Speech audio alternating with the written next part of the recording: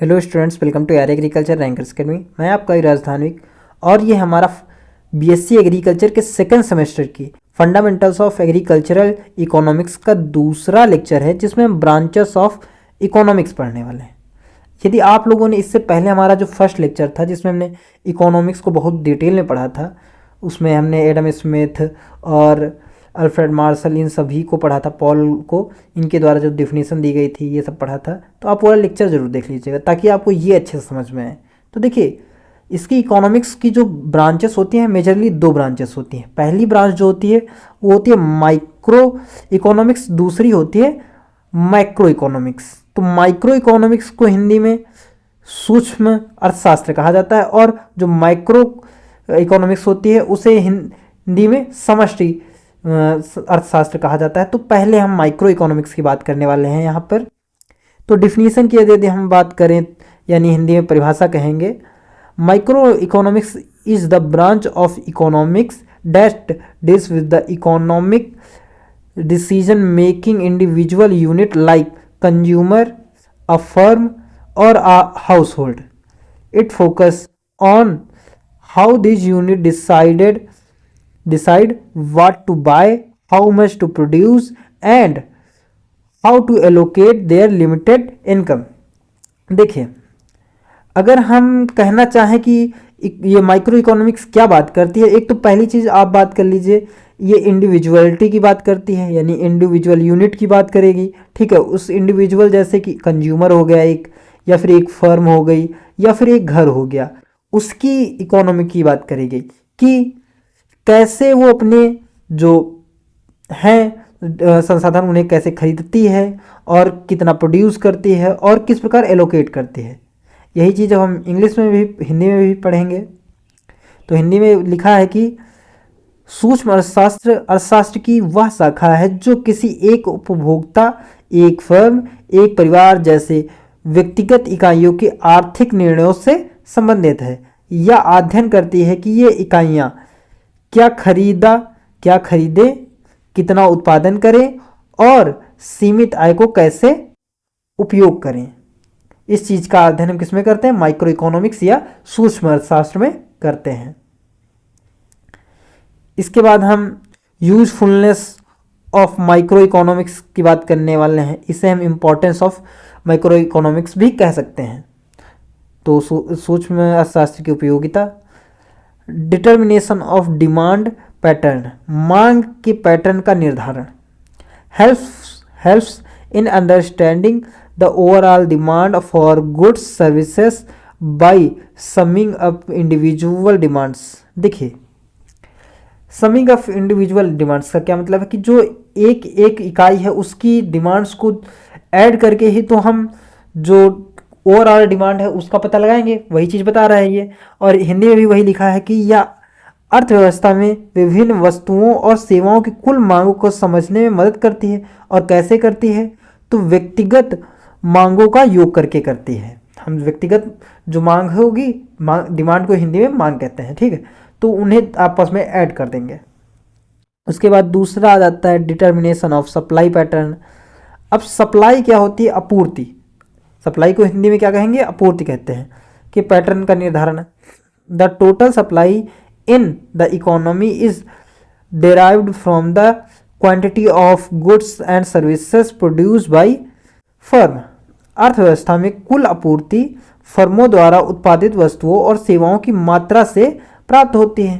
देखिए, एक इंडिविजुअल जो फर्म है वो कितना उत्पादन कर रहे हैं, इसी तरह बहुत सारी फर्म्स होती हैं, वो आपस में मिलकर कितना उत्पादन कर रहे हैं, वो सभी सप्लाई के पैटर्न को निर्धारित करती हैं। उसके बाद हम प्राइसिंग की बात कर लेते हैं। सप्लाई की बात कर ली, अब हम प्राइसिंग की बात कर लेते हैं इसमें कि ये प्राइसिंग को किस प्रकार निर्धारित करता है। प्राइसिंग या मूल्य निर्धारण। Pricing are determined by demand and supply interaction. देखिए, जो प्राइसिंग होती है वो डिमांड एंड सप्लाई से के इंटरेक्शंस पर निर्भर करती है। Micro economics helps us understand this process. यानी जो वस्तुओं और सेवाओं के मूल्य हैं वो मांग और आपूर्ति की परस्पर क्रिया से निर्धारित होते हैं। जिसे सूक्ष्म अर्थशास्त्र में समझने जिसे सूक्ष्म अर्थशास्त्र समझने में सहायक होता है। देखिए मैं कैसे बताता हूँ इसे। आप इस डिमांड का मतलब होता है कि जब व्यक्ति किसी वस्तु को किसी भी मूल्य पर खरीदने के लिए तैयार हो जाए, वो डिमांड होती है। और सप्लाई क्या होती है? बाजार में उन वस्तुओं और सेवाओं को पहुंचाना ही सप्लाई होती है। अब डिमांड और सप्लाई की जो क्रियाकलाप ये है कि आप सप्लाई इतनी ज़्यादा हो गई है कि बाजार में वस्तुओं और सेवाओं की मांग बहुत ज़्यादा की मात्रा बहुत अधिक हो गई। अब डिमांड इस पर ये निर्भर करती है, ज़्यादा भी हो सकती है कम भी हो सकती है। डिमांड वाली ज़्यादा हो गई लेकिन मूल्य तो गिर जाएगा, हमारा जो प्राइस हो जाएगा वो क्या होगा, कम हो जाएगा। इसके विपरीत सप्लाई कम है, डिमांड बहुत ज़्यादा है। ठीक है, अब व्यक्ति को चाहिए वो वस्तु किसी भी कीमत पर, तो जो बाजार की मूल्य है वो बढ़ जाएंगे। ठीक है, ये चीज़ होती है। इस प्रकार ये प्राइसिंग निर्धारित होती हैं। पॉलिसीज फॉर रिसोर्स एलोकेशन, संसाधन आवंटन में सुधार की नीतियाँ। Micro economics help formulate policies for better allocation of resources, square resources. ये क्या बताती है? यह सीमित संसाधनों के बेहतर उपयोग के लिए नीतियां बनाने में मदद करती है। इसके बाद solving problems eight individual level, व्यक्तिगत समस्याओं का समाधान करती है। ठीक है, अब व्यक्तिगत समस्याएं किसकी होंगी? किसी इंडिविजुअल फर्म की होंगी या फिर उपभोक्ता की ही तो होंगी। तो लिखा है आगे, has individuals firms make decision like how much to produce, what inputs to buy etc। ये क्या करती है? हेल्प कर डिसीजन लेने में हेल्प करती है कि वो कितना, हाउ मच टू प्रोड्यूस करें और हाउ मच इनपुट बाय, यानी कितने इनपुट्स को बाय करें। हिंदी में भी वही चीज़ लिखा है। यह व्यक्ति या फर्म को ये निर्णय लेने में सहायता करता है कि कितनी उत्पादन करें और कौन कौन से संसाधन खरीदें। उसके बाद लिमिटेशंस ऑफ माइक्रो इकोनॉमिक्स की बात कर लेते हैं। सूक्ष्म अर्थशास्त्र की सीमाएं। अब ये इंडिविजुअल लेवल पर लागू होती है तो इसकी कुछ सीमाएं होती हैं, उन सीमाओं को एक एक करके पढ़ते हैं। पहली जो सीमा है वो है मॉनेटरी एंड, देखिए मौद्रिक एंड राजकोषीय नीतियों का विश्लेषण। Can not fully explain the overall economic situation of a country. ये जो माइक्रो इकोनॉमिक्स होती है ये किसी देश की समग्र आर्थिक स्थिति को पूर्ण विश्लेषण नहीं कर पाती है, नहीं कर सकता। इसमें लिखा है ये, इसका मतलब ये है कि माइक्रो इकोनॉमिक्स इंडिविजुअल लेवल पर कार्य करती है। अगर हम किसी देश की इकोनॉमी की बात करेंगे तो ये माइक्रो इकोनॉमिक्स उस देश की अर्थव्यवस्था को अच्छे से एक्सप्लेन नहीं कर पाएगा, इसीलिए माइक्रो इकोनॉमिक्स होती है, ना कि माइक्रो इकोनॉमिक्स। उसके बाद इनकम डिटर्मिनेशन, आय का निर्धारण। अब देखिए जो चीज़ देश की अर्थव्यवस्था के निर्धारण में सहायक नहीं, वो क्या इनकम निर्धारण में सहायक हो सकती है? तो नहीं। It doesn't explain how the nation income is determined, या नहीं बता सकता कि राष्ट्रीय आय कैसे निर्धारित होती है। बिजनेस साइकिल, व्यापार चक्र के में अगर हम बात करें तो fails to analyse up and down in national income, या राष्ट्रीय आय में उतार चढ़ाव यानी व्यापार चक्र का विश्लेषण नहीं करता। अनएम्प्लॉयमेंट की बात करें तो बेरोजगारी। अब बेरोजगारी भी तो राष्ट्रीय स्तर की बात है, तो क्या ये बेरोजगारी की बात करेगा? क्या उसे एक्सप्लेन कर सकता है? तो नहीं। Can not address the cause और solution of large scale employment, या लार्ज स्केल एम्प्लॉयमेंट की बात नहीं करता। यह बड़े स्तर पर होने वाले बेरोजगारी की समस्या और उनके समाधान पर प्रकाश नहीं डालता। इसके बाद दूसरी जो ब्रांच है वो है माइक्रो इकोनॉमिक्स। अब माइक्रो इकोनॉमिक्स को समष्टि अर्थशास्त्र कहा जाता है, तो इसे भी पढ़ते हैं, ये दूसरी ब्रांच है। Micro economics is the branch of economics that deals with economic magnitudes relating to the entire economy rather than focusing individual unit such as person or a firm. It is also known as aggregative economics. देखिए इसे aggregative economics के नाम से तो जानते हैं। ये क्या करती है कि इंटायर इकोनॉमी की बात करती है, ठीक है, और रेदर देन यानी कि ना कि किसी एक यूनिट की, जैसे कि एक पर्सन या फर्म की। और ब्रांच, ये ब्रांच किसकी है, तो इकोनॉमिक्स की ब्रांच है। अब हिंदी में भी इसकी बात कर लेते हैं। तो हिंदी में लिखा हुआ है कि समष्टि अर्थशास्त्र, अर्थशास्त्र की वह शाखा है जो पूरी अर्थव्यवस्था की से संबंधित आर्थिक परिणामों का अध्ययन करती है। क्या करती है, अर्थव्यवस्था से संबंधित जितने भी आर्थिक परिणाम होते हैं उनका अध्ययन करती है, ना कि किसी व्यक्तिगत इकाई जैसे कि उपभोक्ता या फिर फर्म का, या किसी उपभोक्ता या फर्म का अध्ययन नहीं करती। इसे समष्टि अर्थशास्त्र या फिर समुच्चयी अर्थशास्त्र भी कहा जाता है। देखिए, एक अर्थशास्त्री हैं केनेथ बोल्डिंग, इन्होंने कहा था कि Kenneth Boulding stated micro economics deals not with individual income but with national income, यानी कि ये इंडिविजुअल की इनकम नहीं बल्कि नेशनल इनकम की बात करती है। Not with individual price but with the general price, ये इंडिविजुअल प्राइस की बात नहीं करती, एक ओवरऑल प्राइस की बात करती है। नॉट विद इंडिविजुअल आउटपुट्स, यानी इंडिविजुअल आउटपुट की बात नहीं कर रही, ये नेशनल आउटपुट यानी उत्पाद की बात कर रही है। किसी इंडिविजुअल उत्पाद की बात नहीं हो रही, यहाँ पर नेशनल यानी राष्ट्रीय स्तर पर कितना उत्पादन हो रहा है उसकी बात करते हैं।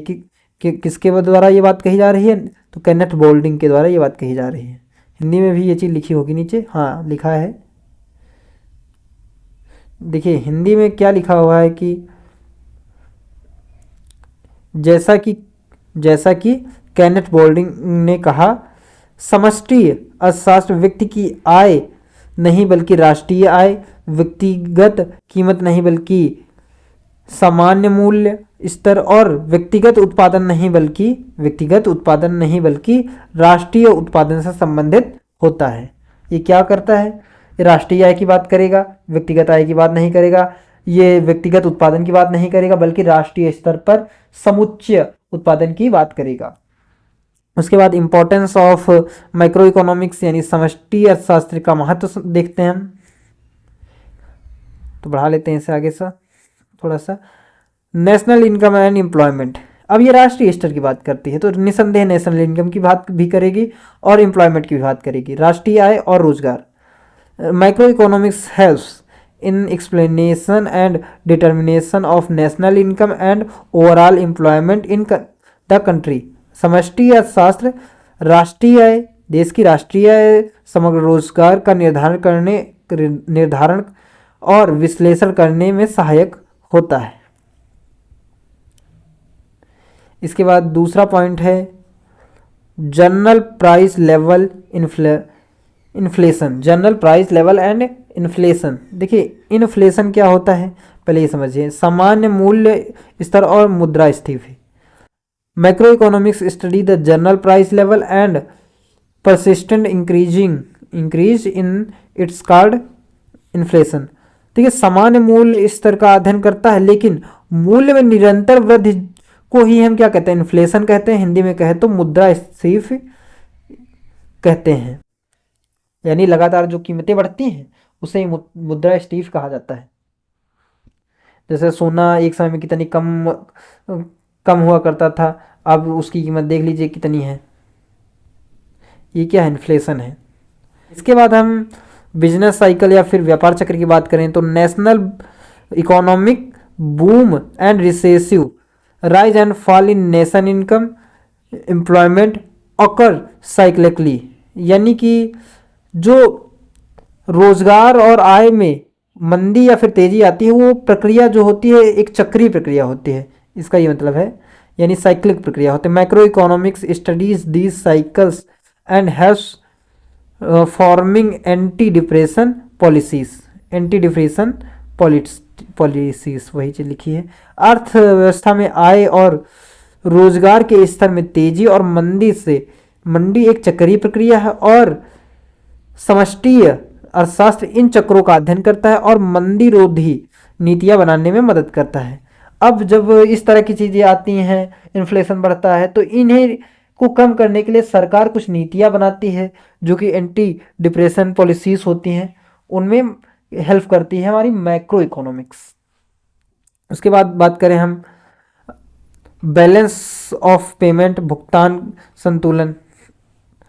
It's explain the foreign exchange position and balance of payment, BOP, balance of payment of a country. यह देश में विदेशी मुद्रा की स्थिति और भुगतान संतुलन, बैलेंस ऑफ पेमेंट का विश्लेषण करती है। देखिए यही बताती है कि जैसे ये चीज़ जो हम कहते हैं ना कि $1 इतने रुपए के बराबर हो गया है, इस समय कुछ 85 पैसे के करीब चल रहा है, तो यही संतुलन जो है ये मैक्रो इकोनॉमिक्स बताती है हमें। ये और मुद्रा जो विदेशी मुद्रा है उसकी स्थिति कैसी है, ये सब मैक्रो इकोनॉमिक्स बताती है। इसके बाद गवर्नमेंट पॉलिसीज यानी सरकारी नीतियों का प्रभाव की बात कर लेते हैं। देखिए macro economics evaluate the impact of government policies on national income, general price level and employment. यह सरकारी नीतियां राष्ट्रीय आय, मूल्य स्तर और रोजगार पर पड़ने वाले प्रभावों का अध्ययन करते हैं। देखिए जो राष्ट्रीय स्तर पर सरकार जो नीतियां बनाती है वो नेशनल इनकम यानी राष्ट्रीय आय को, और जो प्राइस है, जो मूल्य है वस्तुओं का, और देश में जो बेरोजगारी है, उन सब चीज़ों के प्रभाव का अध्ययन करती है। जैसे कि इस समय भारत सरकार एक पॉलिसी चला रही है प्राइवेटाइजेशन, यानी जो भारत का पब्लिक सेक्टर है उसे औद्योगिक हाथों में सौंपा जा रहा है, बेचा जा रहा है। ठीक है, अब जब ये बेच रहे हैं तो इससे बेरोजगारी उत्पन्न हो रही है और महंगाई बढ़ रही है। तो ये एक प्रकार की पॉलिसी है, इसका भारत में काफ़ी बुरा प्रभाव पड़ रहा है। तो ये प्रभाव का अध्ययन किस में हो रहा है? मैक्रो इकोनॉमिक्स में हो रहा है।